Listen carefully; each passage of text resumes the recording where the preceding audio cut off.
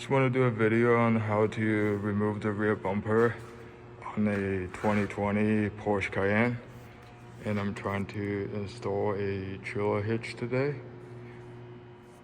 First step is you need to come to the bottom of the car at the rear. There's a little flap on each side in front of the exhaust. You need to remove the flap. It's holding on by 4 screws. Next step would be remove the wheel liner.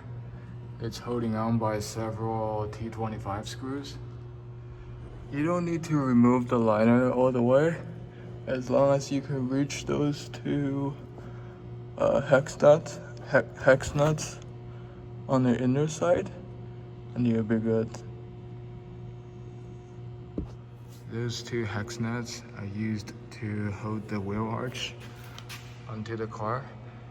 After you remove those two nuts, you can just pull on the rear side of the arch, and you can see that there are 3 tabs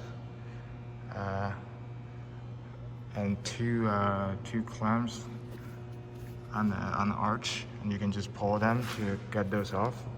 Just be careful, don't deform any. Under the wheel arch, you'll find 2 T25 screws. Next step would be remove this cover on the inner side of the taillight.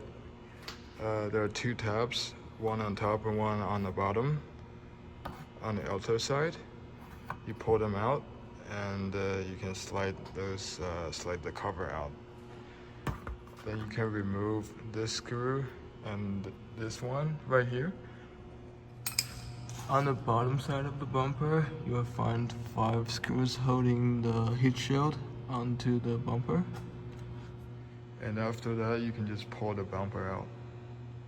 I put my car on the jack so I can get more clearance for the screws inside the wheel arch.